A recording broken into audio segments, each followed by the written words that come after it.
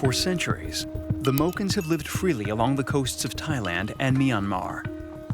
They spend their lives on their boat homes, called kabang, sailing from island to island, subsisting on the fruits of the land and those of the sea.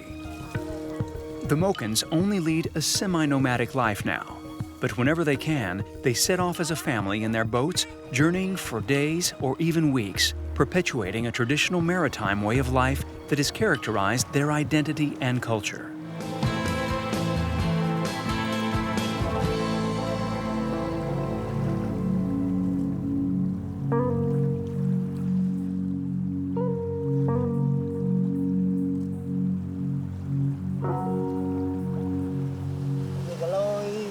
The hull is badly damaged. I'll need to have a good look at it before we set out again.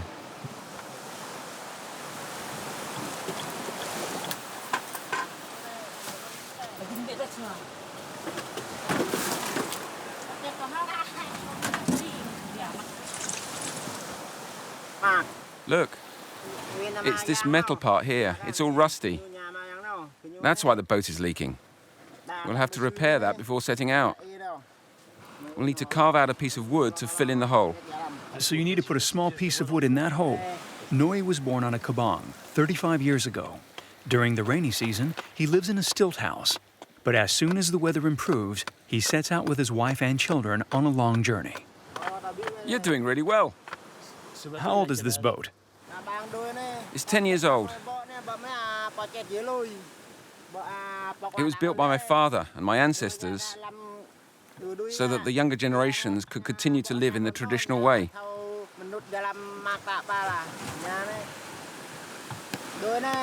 These boats need a lot of looking after because they spend all their time in the water. There, that should hold until our next stopover. I need to take care of it because it's one of the last seaworthy boats still around, and I hope it lasts as long as possible.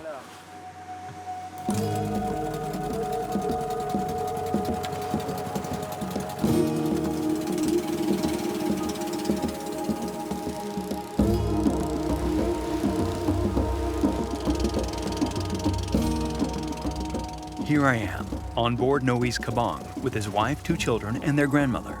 There are 6 of us in all, eating, sleeping, and fishing in this tiny space. The kabang is more than just a boat for the Mokens. It's where they live. Everything they need, reduced to the bare minimum, is here.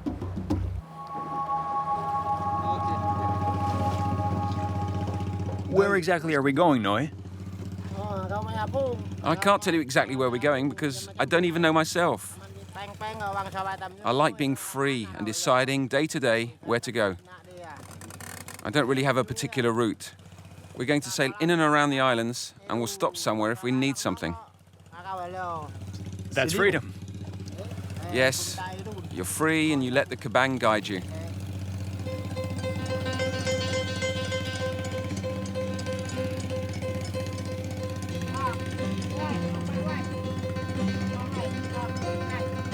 The Mokens live off the coasts of Thailand and Myanmar in the Mergui archipelago, a collection of 800 small, mostly uninhabited islands, stretching over more than 400 kilometers in the Andaman Sea.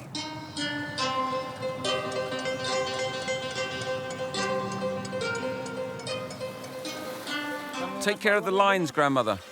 You have to unfold the sail first. Come on, let's hoist it. Okay, hoisting the sail. It's looking good.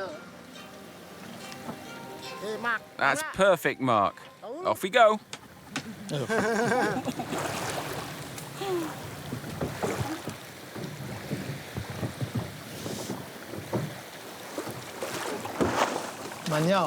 Where can I put my things? You can put them here. Ah, that's clever.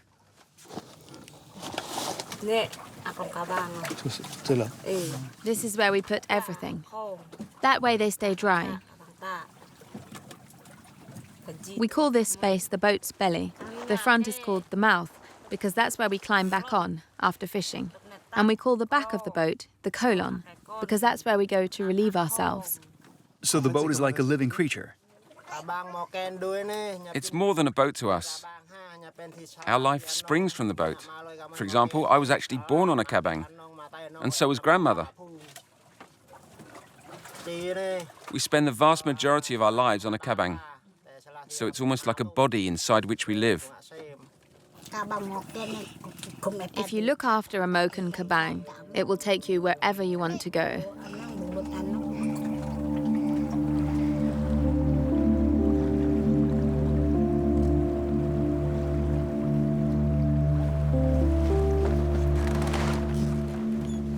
Yuin is preparing the meal. Rice, sugar, and oil were traded for fish in coastal villages. Everything else has to be fished, or rather, hunted. Because Noi, like all Mokens, uses a harpoon and not a net.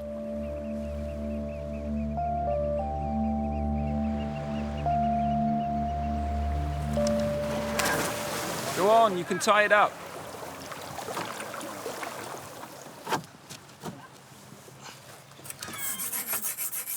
A little bit more.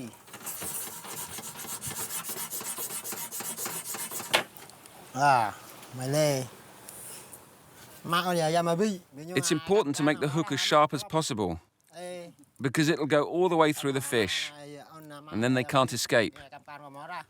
All right. The end is sharp enough now, so let's use this twine to tie it to the bamboo stick. Can you do it? You have to make the knot as tight as possible, so that the harpoon holds. So it must be really tight. Like this, is that good? Push it all the way down.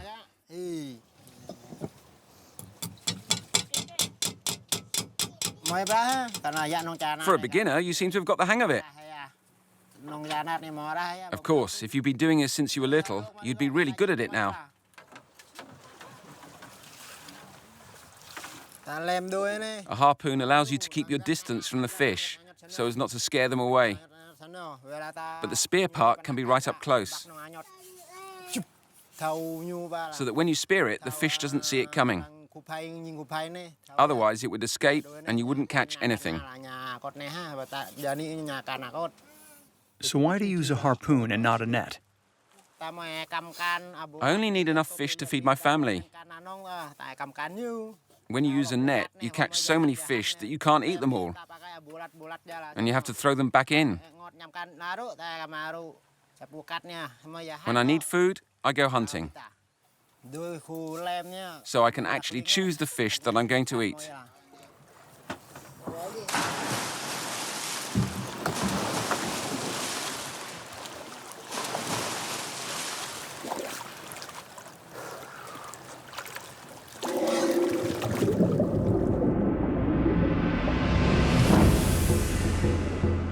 The archipelago's seabed is covered with coral reefs and populated with sea urchins, starfish, sea anemones, sea fans, and myriads of brightly colored fish. When he goes hunting, Noi uses a harpoon weighing 4 kilos. It's not easy to catch a prey on the first attempt.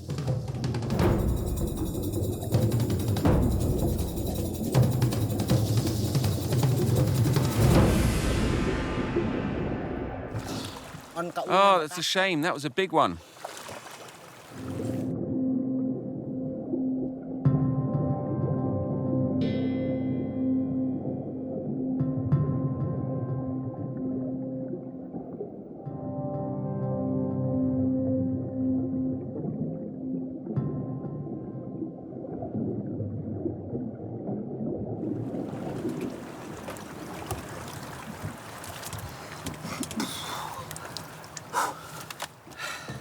He's much too quick for me. He goes too far and I can't keep up. Oh yes, underwater fishing is physically hard work. The fish swim quickly and are not easy to catch. Nowadays, I no longer have the strength to swim or hold my breath, which makes me sad. What I love about being underwater is that no one comes to talk to you or ask you for anything. There's no land, no boat. You're in another world.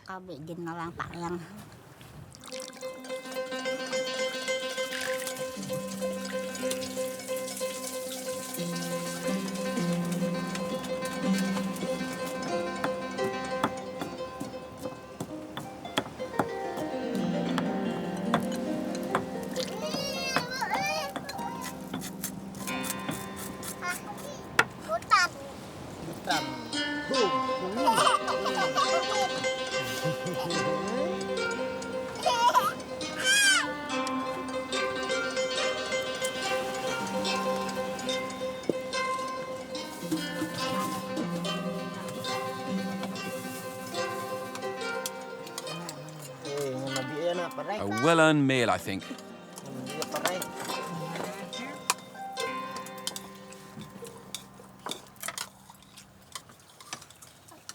Look, this bit's not nice.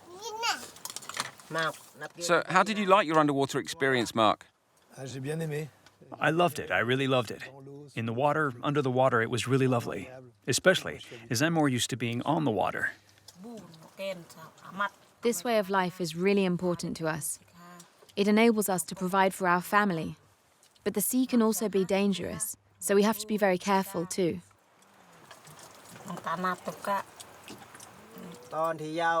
Remember, in 2004, the tsunami killed thousands of people. Fortunately, we Mokens were able to survive because we knew that the tsunami was coming. There's an old legend that our ancestors tell. It says that when the sea recedes for no reason, it's because the spirit of Laboon, the huge wave, is unhappy, and it decides to come and purify the earth. Where were you and your family when it happened? I was in the village, but I was on my way to the beach to get in my boat and set out to sea. But as I got closer to the boat, I could see the water receding, almost beneath my feet. I looked around, and I saw Maniel running in the opposite direction with the other women towards the high ground.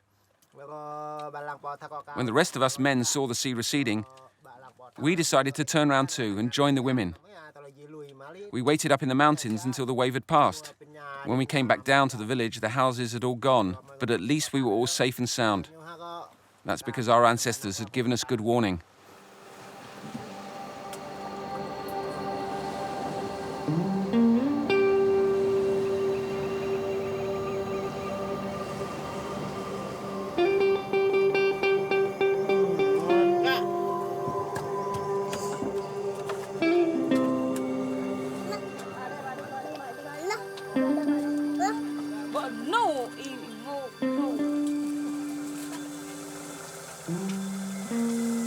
That's strong.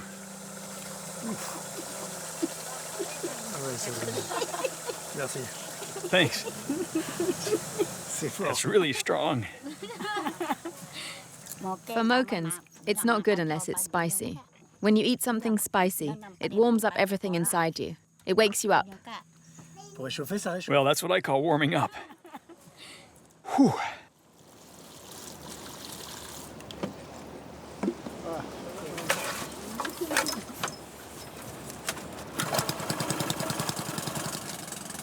Our journey continues, and we sail past dense, lush forests. On the boat, daily life is full of its little rituals.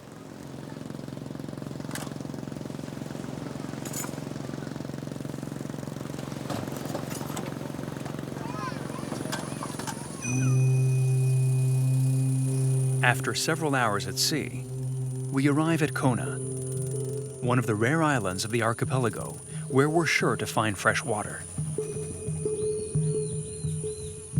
Noe decides that we should disembark to replenish supplies. Water is a constant preoccupation for the Mokens.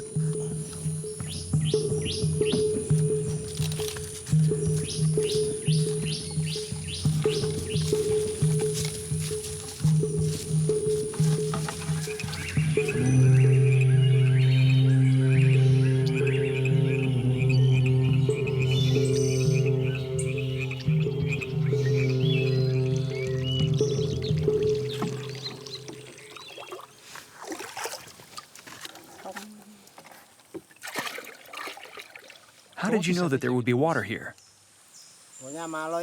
My family has always come here. They showed me this place when I was a boy. Every time we passed the island, they never failed to remind me, remember this place well, it could save you. And now I'm showing it to my own children. It's very important to have supply points. They help us to stay autonomous when we're at sea.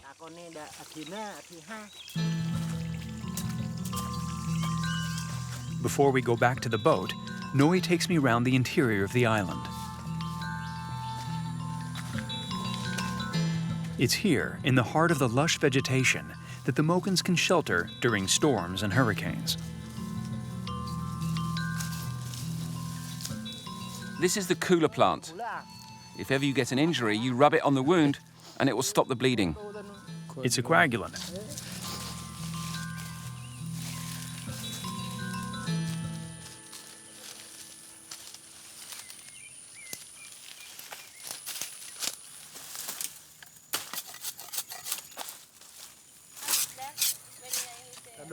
This is a heart of palm.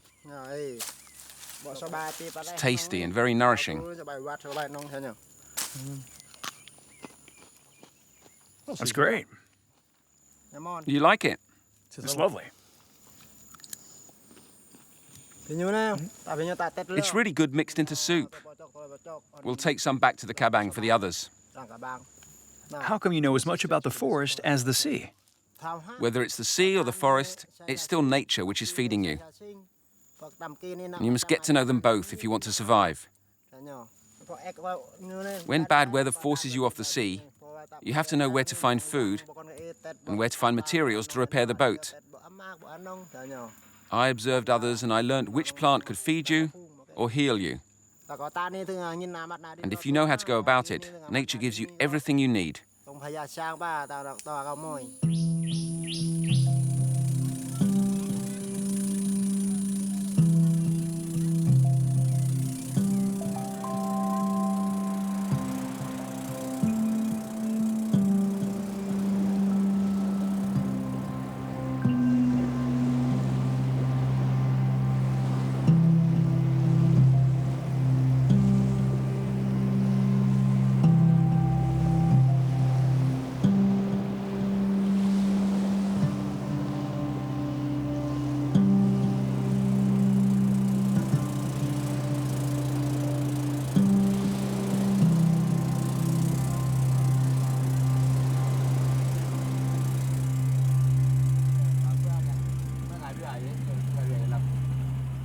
Steer towards that rock.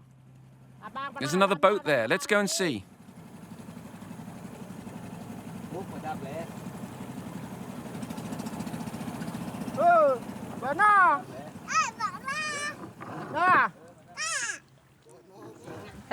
Where are you from? From a small village on the coast. What are you doing here? We're fishing, trying to catch shellfish. Meeting other people is rare and unexpected. It's a moment for exchanging news and breaking the monotony of solitude that can exist on the boat. This is Mark. He's our guest and he's staying with us on the kabang.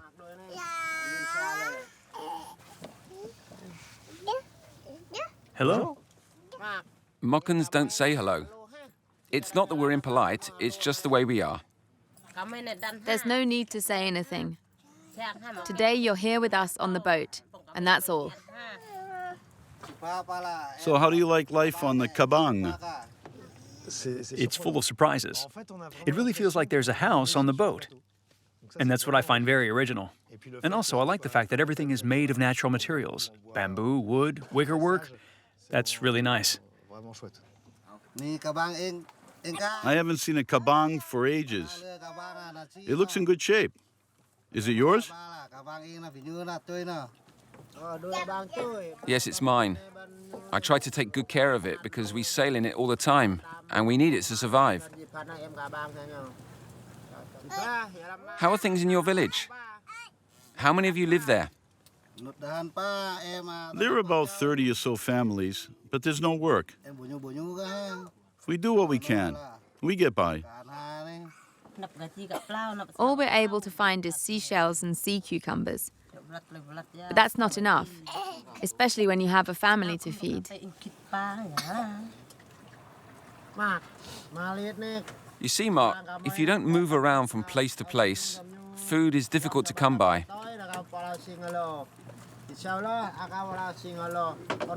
If you always fish in the same spot, then one day there'll be no more fish or shellfish.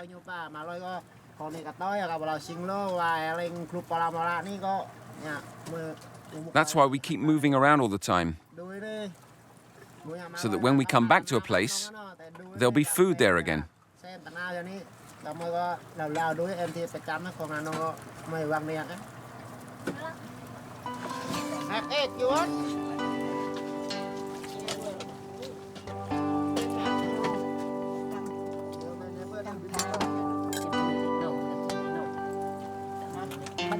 Help yourselves, there's enough for everybody.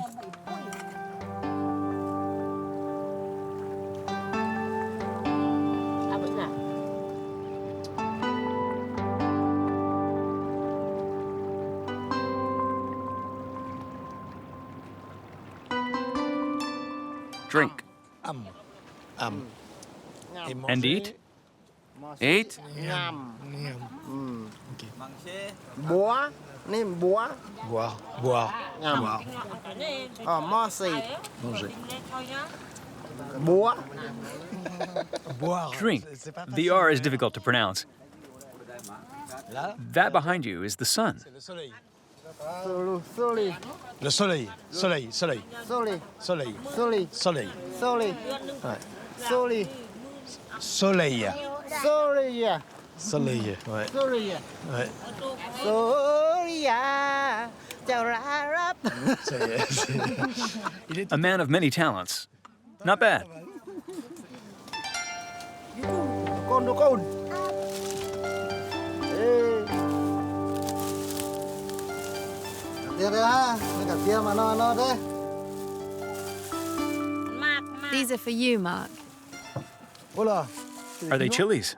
Tonight you're going to have a spicy meal, just how you like it. Oh, yes. Thank you very much. Vào đây. Sao mau vào đây.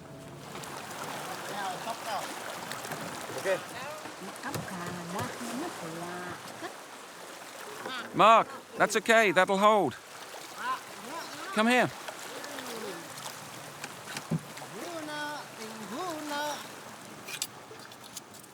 After spending several days with Noi and his family, I have a better understanding of their need to move around.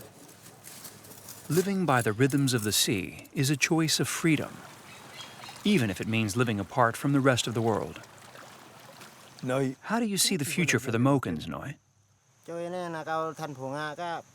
I see the other Mokens. They've stopped using kabangs. They almost all live in houses. They don't want to live on the sea anymore.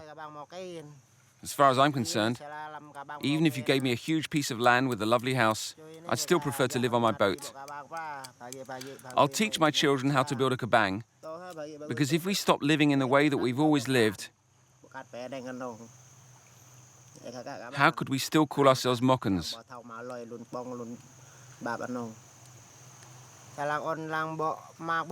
I was born on a kabang, and I hope to end my days on a kabang, just as my Moken ancestors have always done before me.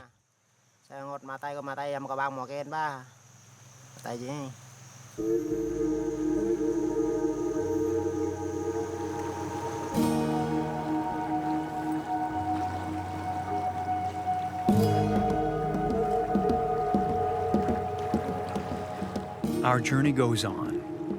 I don't know where we're going, nor when we'll arrive. The sea's rhythms are ingrained on this family's way of life, and I was fortunate to share their taste for freedom and their powerful desire to be guided by the wind and the stars.